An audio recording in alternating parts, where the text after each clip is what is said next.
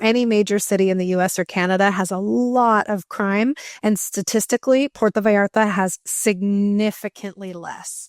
So this is something a lot of people don't realize, but it's true.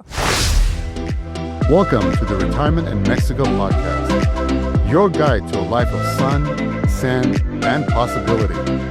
If you've ever dreamed of spending your golden years under the warm Mexican sun, surrounded by breathtaking beaches, rich culture, and an exciting community, you're in the right place.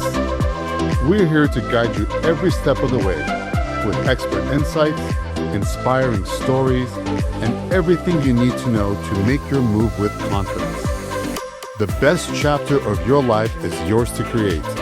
Let's do this. Hi guys, good afternoon. Thank you so much for joining us today on our podcast. Hi, thank you so much for having me, Taniel. It's a pleasure to be here. Well, Des, you are a relocation specialist, and there are so many people right now moving to Mexico. So if you could share with us, who you are, where you came from, and then how you started this business. Absolutely. Yeah. So my name's Des from My Deztination. I own Puerto Vallarta activities and VIP relocation services. I started my business about 8 years ago when I moved to Puerto Vallarta. I'm originally from the United States. I unfortunately moved here the hard way. I didn't know all the tips and tricks and wonderful things that I know now about moving to Mexico. So over the years, I've been gaining experience and meeting a lot of people and getting really well connected in the community. And it inspired me to start both of my business, both in the tourism side and in the relocation side. And it's brought me to where I am right now. And I will tell you, Taniel, it's a fantastic life to live. Yeah, well, I've been here for quite some time, and I agree. I love living in Vallarta. Yeah. It's a beautiful place. Do you just do Puerto Vallarta, or do you cover other parts of Mexico? So I specialize in Puerto Vallarta because this is where I live and spend the majority of my time. But I actually do cover the entire country of Mexico because there's just so many beautiful places to hear, so many Pueblo Mexicos, so many different types of climates to live in. So I wanted to make sure to offer all the locations to everybody. Right. I mean, do you have professionals you work with in other parts of the country? I do, yes. I actually am very, very well connected in almost all major cities in Mexico. And I have a lot of people that I have vetted and can trust and can connect them to my clients. That's great. That's really important. Absolutely. Absolutely. And so where Banderas Bay are you located? Are you familiar with the little village to the south of Puerto Vallarta called El Nogalito? Yes. Yeah, that's where I live, up in the jungle. Okay, well, you're about less than 10 minutes drive south of my office. Yeah, literally 11 minutes from Zona Romantica. And it's kind of funny because a lot of people think it's so far away. And I'm like, no, not at all. But you can keep thinking that because I do love my quiet little village. Yeah, no, I have a few friends from there. It's really charming, very green. It's not very developed. Yeah, that's actually one of my favorite parts about it. It's very traditional Mexico style. It's pretty much owned by one family, the Santana family. So there's less than 500 people in that village. And there's only 2 little tiendas and just a couple small restaurants. And it's quiet, no traffic, no loud noise. I absolutely adore it. Yeah. Well, and if you want to go into the city, like I said, 11 minutes away, you're in the romantic zone where all the hustle bustle, right? Exactly. Yeah. And actually, surprisingly, Uber is super easy to get out there. So I just pop in an Uber, hop in and out of town, and it's fantastic. I get the ocean view the whole way there. Yeah. Well, I take the Uber all the time. They're great. Yeah, it is. It's my number one form of transportation. Des, why do you think there are so many Americans and Canadians that are relocating to Mexico right now? I think that a lot of people are really interested and their minds have opened a lot, especially since COVID, to a different type of a lifestyle.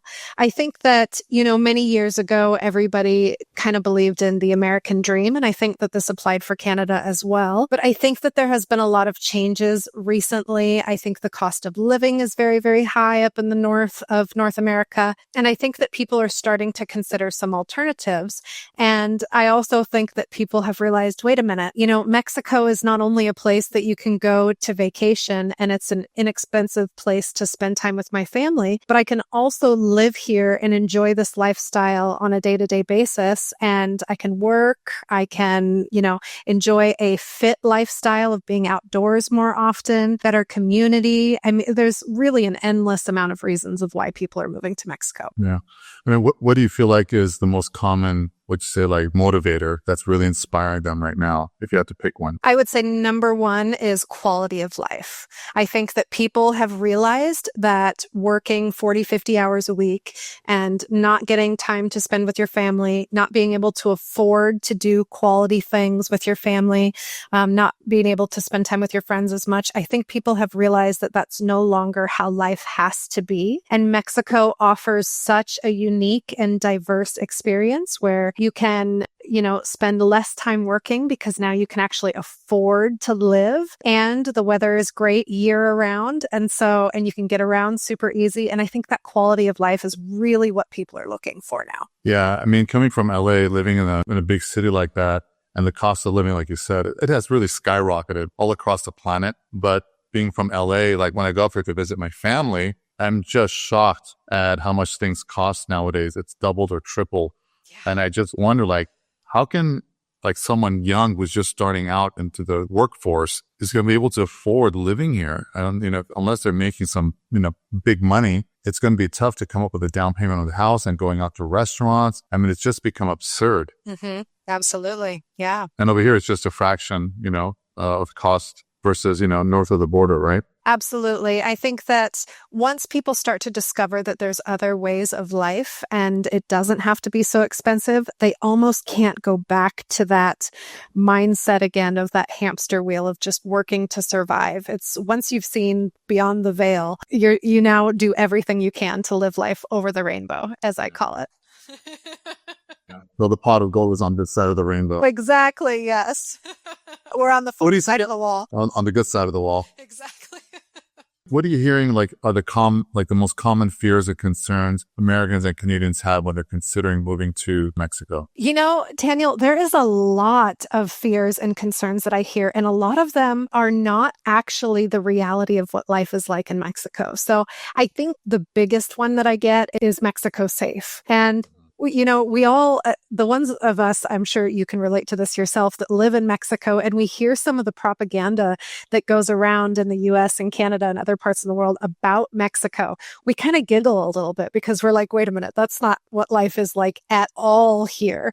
So not only is Mexico super safe, and that's one of people's, especially with my clients, their big concern is if I move with my children, are my kids going to be safe? And absolutely, they're super safe. I've been living here as a single woman for 8 years. I've lived in many different types of neighborhoods, many different types of environments. I've lived alone also, and I've never been anything but supported by people, welcomed in the community, and felt safe constantly. I think another one of the biggest concerns is, how am I going to be able to find a community there if I don't speak the language? And the greatest thing about Puerto Vallarta and some other major cities in Mexico is that most people actually already speak English. So that helps a lot. And if you don't actually speak Spanish already, you can learn super easily with some apps like Duolingo, or you can start taking some classes in the community to learn Spanish. And, that's probably one of the best ways to meet people as well, is through Spanish and English exchange courses. So it's wonderful here. Yeah, I think that helps people with the transition, that you do have English-speaking people in some of these big resort destinations like Vallarta and Cabo and Cancun, even like Lake Chapala. So that kind of makes that transition easier. But then slowly you pick up on a few words, you pick up on a few expressions. Like you said, there's Duolingo, and you start making friends with the locals.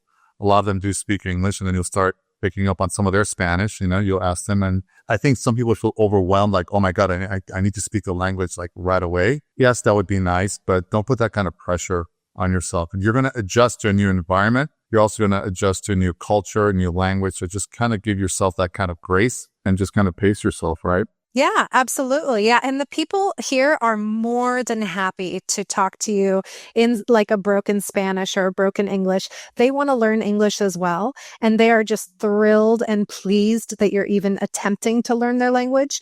And for me, when I had first moved here, that was probably one of the biggest changes, like unexpected changes that I didn't expect when I moved here. Sometimes I remember in the US, if people didn't speak English, some people would be very harsh to them. But here, it's the opposite. If you don't speak Spanish, people are just like, okay, that's okay. Let's practice. Hola, ¿cómo estás? Yeah. Like, baño, cerveza. People are so friendly. It's just so culturally normal Yeah, here. they're not going to reprimand you just because you don't speak Spanish, right? No, not at all. I've never seen that ever. No. So did you say earlier that you moved here alone?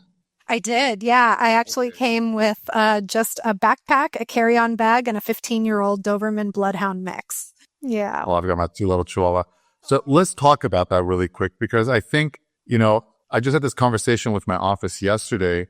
There are a lot of single women that are, courageous. They're packing it up and they're moving to a different part of the world. They're moving to Mexico. And I think, to give women that pat on the back that do this alone, I mean, it's courageous. Usually, the guys can do it, but for women, they're a bit more vulnerable. Like you worry about being attacked or the fact, generally in the world, unfortunately, women's pay sometimes is not the same as men's for the same amount of work. So there's that disparity, and then people looking for a better life and women packing up. I think that's something I want to talk about. So could you please share with us a little bit about your journey and how you overcame these challenges and the success that you're having right now?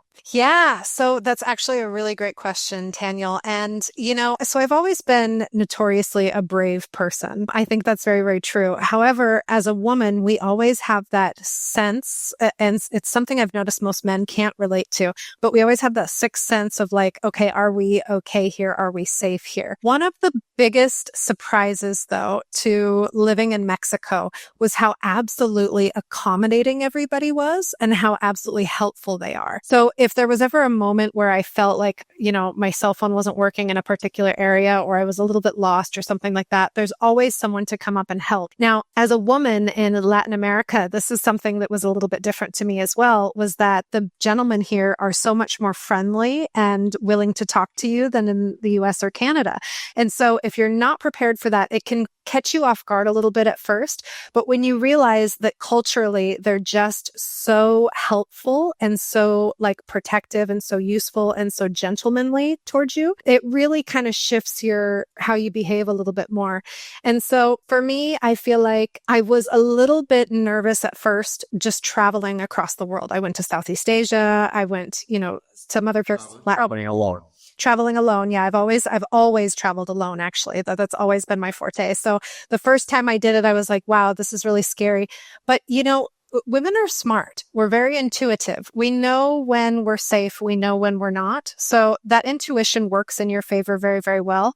And then also just understanding the culture of the place a little bit and how people speak and how they engage with each other, you learn very quickly this, not only is it not a threat, it's welcoming and it's safe. And you're actually even more protected here as a female, which is the exact opposite of what you would hear on US or Canadian propaganda news. So that's something to consider as well. And then also starting my business here, which has been nothing but a blessing. I've had every single person that I've tried to connect with just open their arms to me and welcome me with open arms. And then I've had an unlimited amount of people, sometimes so many people that want to work with me and want to connect with me that it's just overwhelmingly rewarding. And I think as a single woman traveling the world, living in Latin America alone, starting my business alone, I could not have made a better decision for my life. It's changed my entire life. That's great, Des. I mean, I salute you because there are so many people that they let fear and doubt and, I talk about live by design. That's our company motto, is taking control of your life, gathering all the information and blocking out the negativity. And like you said, you've always been courageous. You travel the world on your own. And that's how you kind of learn a lot about yourself and what you're truly capable of. Absolutely. Right? Yeah. And that also feeds other aspects of your life to take action and not let fear and doubt hold you back, right? Yeah. That's really key. So congratulations. That's wonderful. So you started this business. So most of the clients that you're helping, where are they from? Demographics, singles, couples, retirees? Who are they? So majority of my clients are from the US and Canada, though I do help people from all over the world. I'm getting a large influx of Europeans as well because the word's out. Mexico is where you want to go. So it's getting pretty popular. It's in the spotlight. It is. Yeah. Everybody's discovering it and it's fantastic for my business. And, I have so much passion in helping people actually move here. But I would say the majority of people that are moving here, well, there's a few different demographics of people. So I have a lot of retirees. All of the retirees want to move to Mexico. I think a big reason for this is because a popular company in the United States called AARP actually ranked Puerto Vallarta, Mexico as the number one place for retirees to live 5 years. I remember when they did that. Yeah. Yeah. We keep winning number one. So, and that's for many reasons: cost of living, weather, welcoming community, expat friendly, language friendly. I mean, there's so many reasons why it's number one. And then I also have a large influx of couples who are moving with their children, which you wouldn't think would be the classic demographic of people moving to Mexico. But what people are discovering is that they want their kids to have a better life. They want them to have an opportunity to be bilingual. They would like to have more opportunities for quality experiences for the family that they can't typically get in the USA or they can't afford in the USA. And then they want them to have that option of diversity and the different types of education that they can't get in the States, because in the States, it's very cookie cutter. Canada as well, versus here, you have a lot of different type of educational programs for your kids.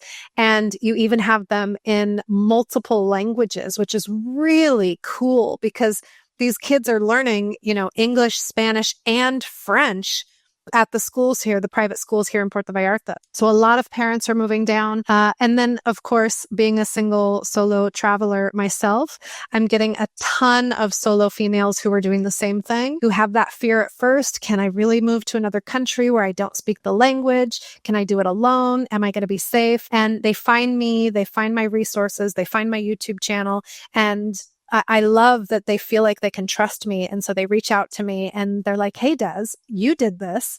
How can I do this also? And I'm like, oh, let me show you all the ways. Hold on.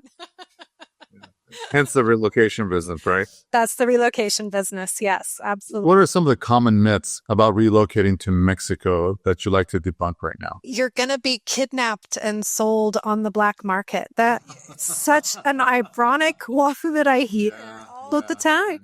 Yeah, I just had a mother and I understand her insecurities for sure. It's valid feelings to have, especially when you're being told one thing, she's a Canadian in Canada, and then you're talking to someone like myself who's here on the ground experiencing it. But she was under the impression that her daughter, who holds a Canadian passport, would be kidnapped because there's some valid reason why that passport is worth money.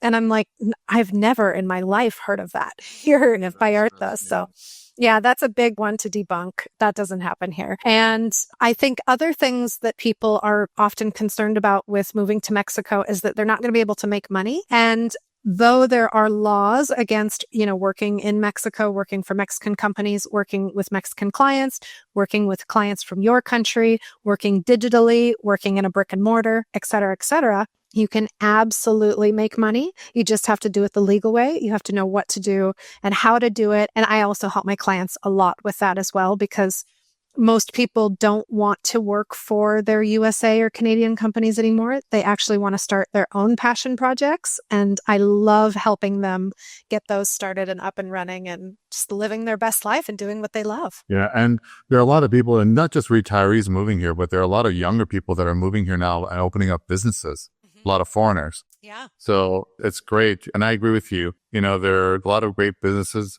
And I'm always looking for, when I open up a men's boutique clothing store, I'm always looking for like, okay, there's a niche that's missing here. What's missing? What kind of business can I open up that doesn't exist here?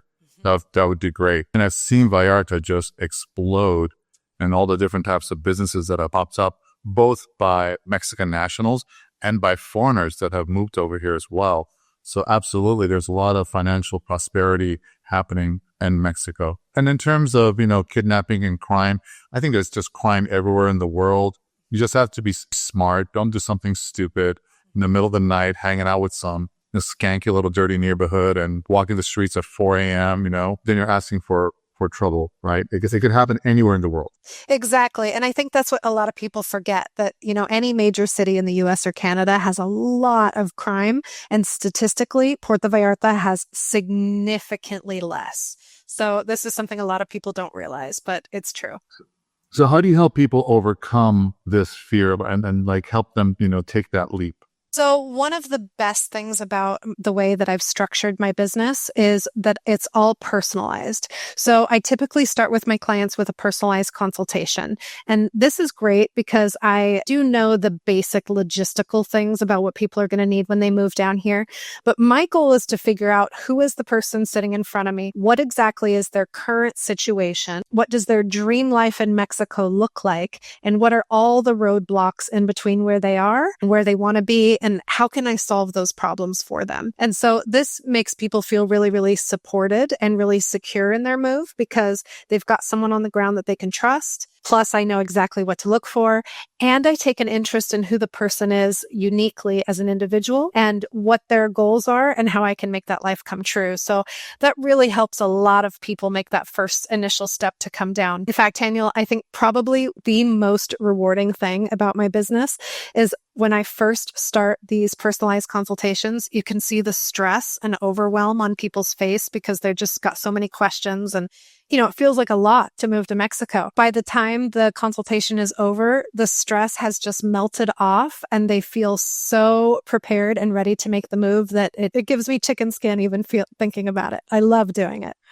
Well, people have fears and doubts, right? They have a lot of questions and there's so much misinformation on the internet. And then you've got the media propaganda, which is just feeding you garbage most of the time. And so people just kind of feel like, okay, so what's true, what's not? Am I watching, the sensationalized news in the States and Canada, what I read online sometimes. So it just confuses people. And I think when they talk to someone like you that's helped hundreds of clients, if not thousands, and you've got like the step, step one, we do this, like you just said, you have their consultation, this is the next step. And you're just kind of calming their nerves, you're answering their questions and all their doubts. And, that's really what it's all about is providing people with factual information so they could make a sound decision, right? Exactly. Yeah. And support on the ground. People really, really appreciate that. Like trusted connections, verified people, verified companies, verified realtors, houses, neighborhoods where they're going to be safe. I offer private Puerto Vallarta neighborhood tours as well as other areas across Mexico. And people really, really like feeling like they've got a little bit of guidance and support on the ground to help them. So how long, I don't know if you can give me a general answer to this, but how long does it typically take for someone from the first inquiry and then to relocate down here? Like what's time lapse look like? That's a great question, Taniel. And it really varies person to person. So what I tell people is, look, if you're really ready to make the move, pack up your stuff. You can come down this weekend and we'll get all the paperwork figured out in between. So really, it kind of just depends on each person's specific situation. I would say if you don't have Mexican residency yet and you have kids in school and you're waiting for the kids to get out of school to get into summer school, something like that, for example, a good 6-month itinerary is a great idea. Now, some people have to leave their current jobs. Some people are going to be taking those current jobs with them. Some people are retired and they're ready to come now. Some people already have their residency. Some people haven't even looked into residency yet, which can sometimes be a little bit time consuming. But what most people don't realize is that you can come to Mexico on a tourist visa and stay 180 days and you can rent an apartment. You do not have to have residency to rent an apartment. You can start your life here. You can start exploring neighborhoods. You can start meeting people. You can start building your business if you're going to do it online or work for a company or whatever it is that you're doing. You can get all that stuff worked out and you can really do it on whatever timeline works best for you. So there is no generic, it will take you at least this long. It's more like, what's your specific situation and what's the path of least resistance, the least difficult path to get you to your goal. And that's where I really help with things because a lot of my clients approach me thinking, oh, it's going to be at least a year before I come down. And then when I talk to them, I'm like, okay, tell me exactly what you think is going to take you a year. And they tell me, and I'm like, we can get this done in 30 days. And they're like, what? can I really? And then they end up usually moving down within a month or two. Wow, that's great. Yeah. What do you feel like people tend to overlook the most when they're planning their move? I think that a lot of people don't consider what they're going to do after they get here. So a lot of the preparing is, okay, what are the steps to get me to Mexico? And then they think, okay, so once I'm in Mexico, it's just margaritas underneath the palm tree on the beach and I'm set. But that tends to only... That's not true. I thought it was. Well, it's part of it, but you can only really have sand in all the wrong places for so long before you start to say, okay, what else am I going to do with my life? Right. So, Besides being drunk on the beach. exactly. Yes. And some people, that's what they want to do. But then, adelante. If that's what your passion is, then go for it. Stop. Yeah. It's a great place to do it. There's beautiful sunsets here for sure. But a lot of people don't take into consideration what their life is going to look like once they've chosen to move over the rainbow. And so this is kind of what I help with, is trying to figure out, who is this person in front of me? What drives them? What are they passionate about? What are their challenges? Where are some ways that I can connect them into the community, introduce them to people, help them work on something that's going to make them a side income, help them, with their specific talents that they have, work with some volunteer projects or some verified charities in the area. Like, what can we do to keep you busy day to day? Because many of my clients are retirees. They're recently finished their current position. They're no longer identifying with that job anymore. And so they think, oh, when I move to Mexico, I'll just be retired. That's a lot of empty time. So the question is how do you want to fill that time? Do you want to start going to Spanish classes? Do you want to go to these huichol, craft classes where you're making cool Mexican art projects? Do you want to volunteer at the Sula Society walking dogs? Do you want to go to Rise and volunteer with the kids? Do you want to teach English? Like, there's a million different opportunities. And so my goal is find out who the person is in my consultations, find out what drives them and what they're passionate about, and then put that into something tangible that can make their life not only feel amazing living in Mexico, but meaningful. That's the key, something meaningful. Yeah, because, giving up your one lifestyle and you're moving to a totally different country, and your lifestyle is going to be different. So what lifestyle differences do you find surprises newcomers the most? I would say the thing that surprises them the most, what to do with their time, surprises them a lot, because they realize, wow, I have a ton of free time here. Because you don't realize it when you're not stuck behind a computer 40 hours a week or stuck in an office 40 hours a week. That opens up a lot of space. And a lot of people think, oh, if I'm not working, I'll just, live on the beach and drink margaritas every day. But that empty space, I think, gets them a lot. And then I also think that they don't realize how many opportunities there are for connection here. One of the things that got me the most, Taniel, was when I first got here, and I've learned to balance this out a little bit better now, but there is so much to do. There is so unbelievably much to do to keep you busy with the community, the expats, the nature, the hikes, the waterfalls, the beaches, the, snorkel. There's just so much to do that you actually have to schedule in your downtime or you're just exhausted. I had a lot of clients that they come down here and they're not back at home. They're working all the time. They come home, they cook, they eat, sleep, wake up, go to work, blah, blah, blah. And they really don't have much of a social life. And they come down here, like you said, there's all these activities, and they're, horseback riding, and, there's paddleball, there's tennis, and there's hikes, and, you can go out on the boat, snorkeling. And then all of a sudden your neighbors, you're being invited to lunches and dinners and cocktail parties. All of a sudden their social calendar is just blown up. Just right? packed. Yeah.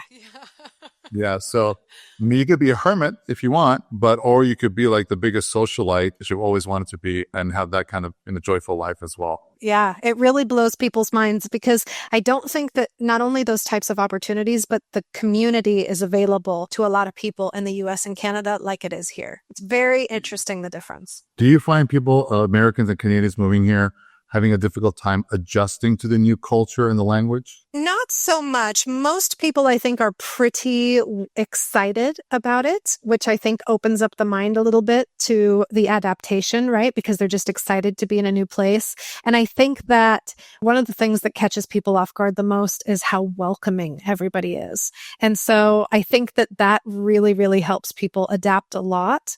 The one thing I will say that might catch people off guard a little bit is if you're not very physically active, the opportunities for physical activity here are much greater. It's very similar to my life in Hawaii, right? You're always outside, you're always walking places, you're always doing things. And so if you're not careful, your energy can go down quite a bit, especially if you're not used to being in the sun all the time and you're drinking those margaritas and tequila all the time.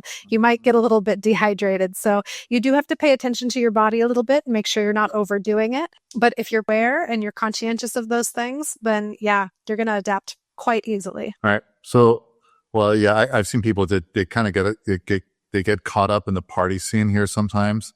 And it's really easy because it's a tourist destination. So you do have to kind of pace yourself, be careful. Yeah. And there's always a reason to celebrate. Always in Mexico. Yeah. We celebrate always.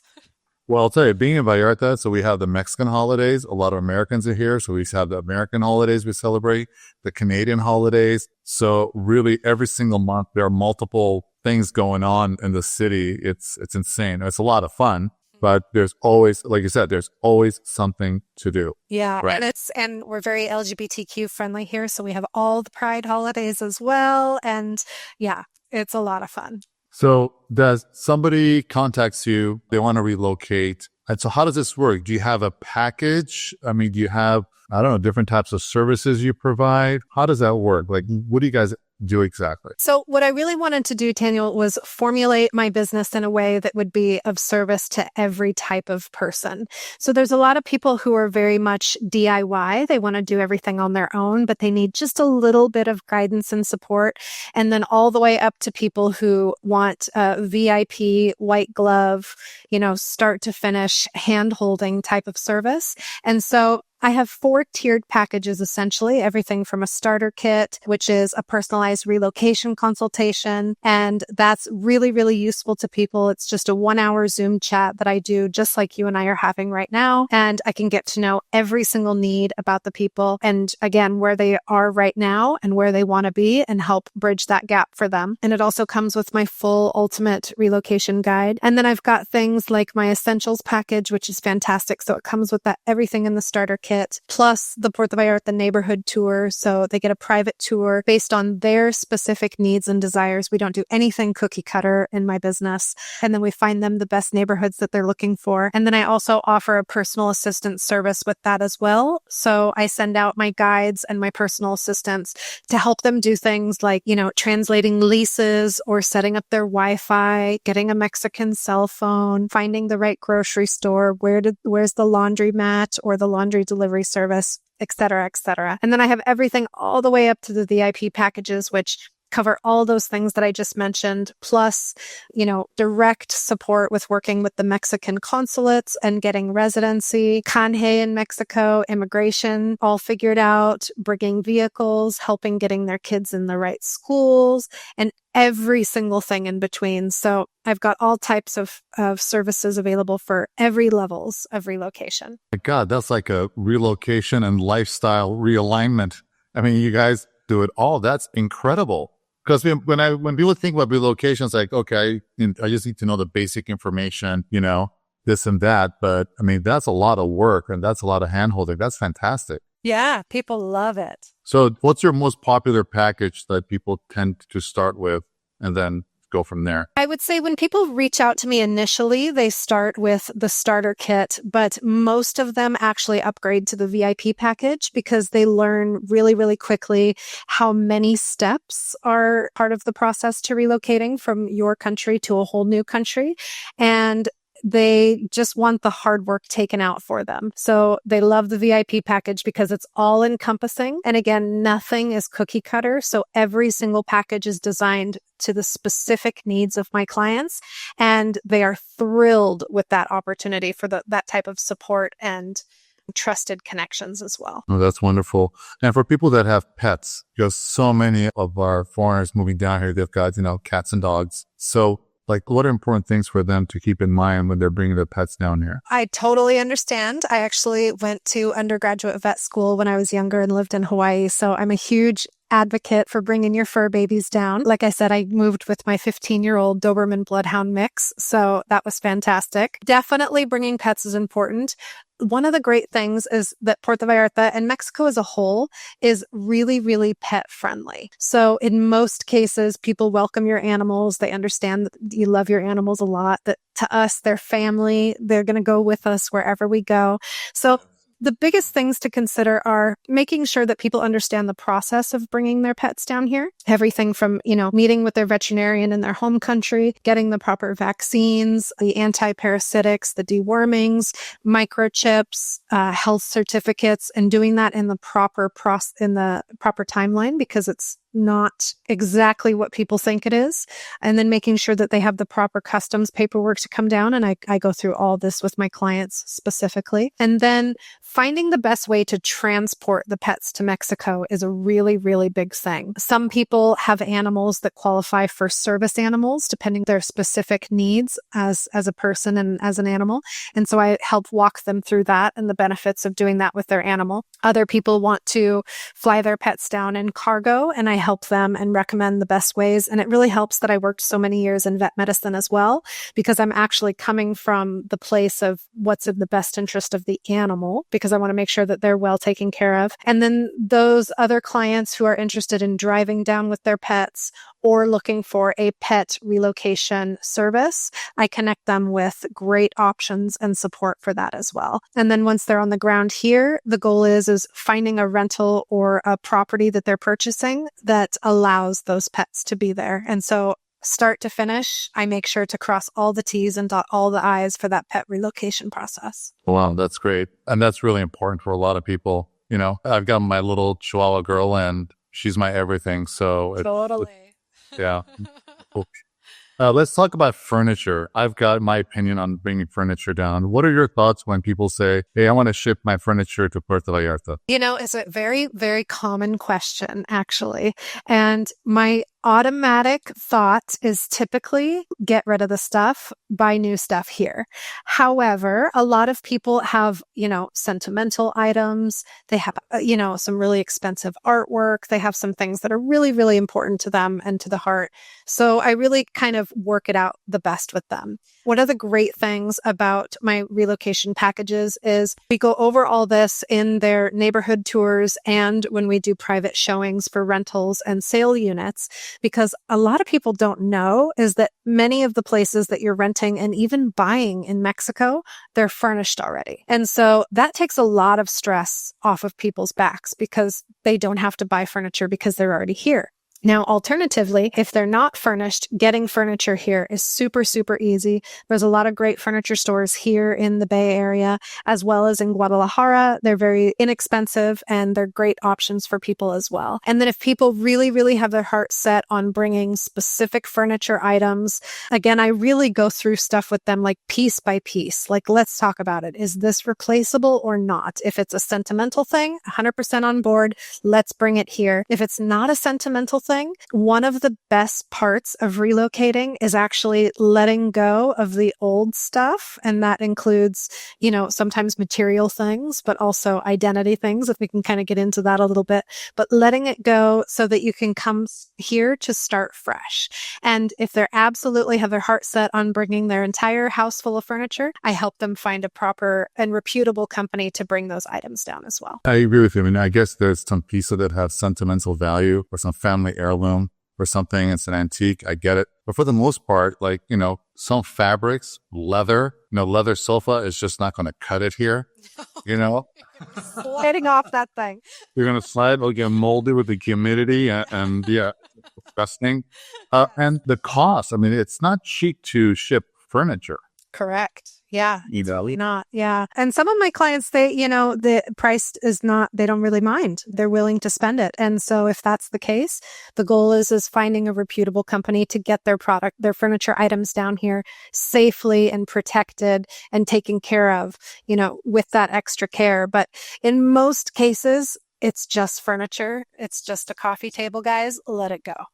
Let it go. Let it Yeah. go. And there are a lot of wonderful furniture stores out there. When I moved here, there weren't that many great stores, furniture stores, but that was, 2003. Fast forward 22 years. There are fantastic furniture stores. You can get something really high end, mid range, or something really economic. We've got that whole gamut here. And, buying furniture that's the right material that's going to last in our climate. Right? We have the extreme humidity, then we have a lot of sunlight, then we've got the rainy season. So people I think the salt water, absolutely. If you're going to be living on the beach, things are going to start deteriorating at a faster pace. So those are all the things I think people need to consider when they're thinking about moving their furniture down here. Yeah. And the reality is when I moved here, I moved down here with that backpack and that carry-on bag and my dog. And now I have a 2-bedroom house so completely stacked full of stuff that I'm selling it just to make space for myself. Where did I even accumulate all this stuff? But are you a hoarder?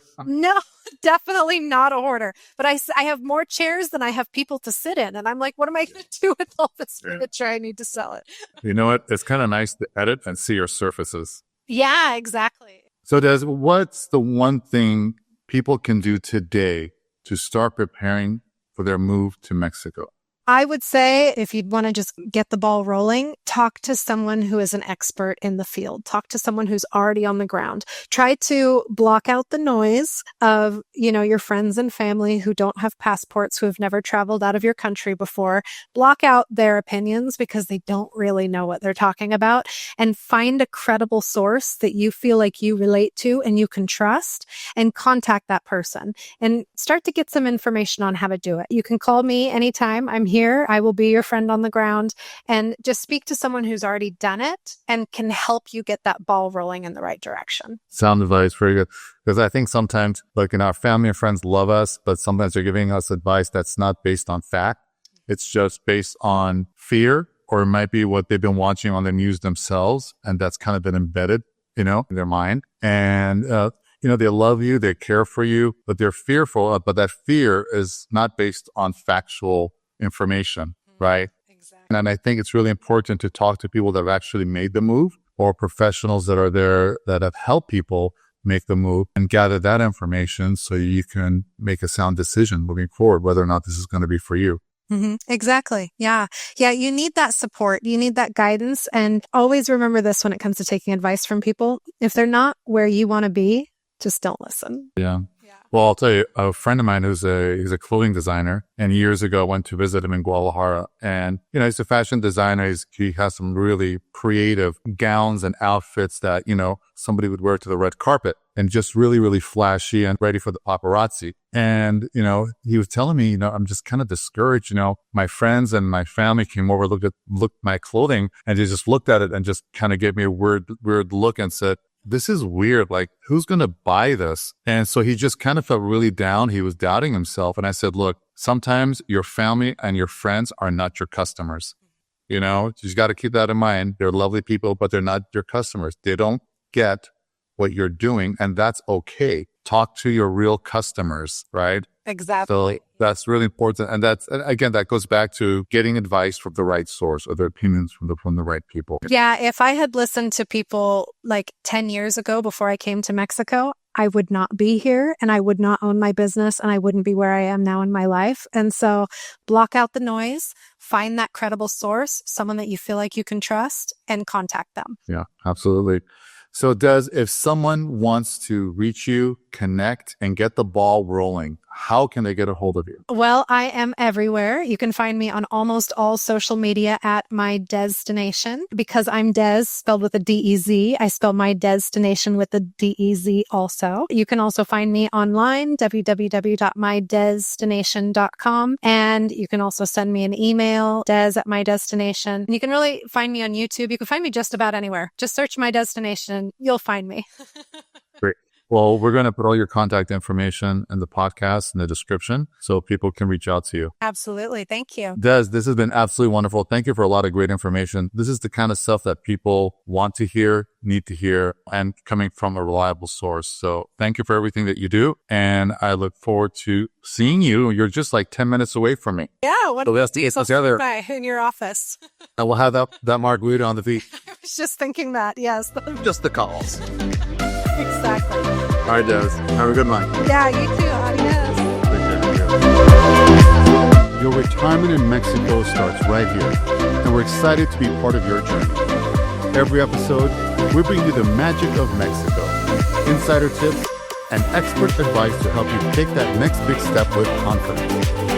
Don't forget to subscribe and leave a rating and review on Apple Podcasts. It helps others like you discover the endless possibilities waiting south of the border. Got a topic you'd like for us to cover? We'd love to hear from you. Send your suggestions to info@tanielchemsing.com. And remember, a life well lived isn't left to chance. It's created with intention. See you next time.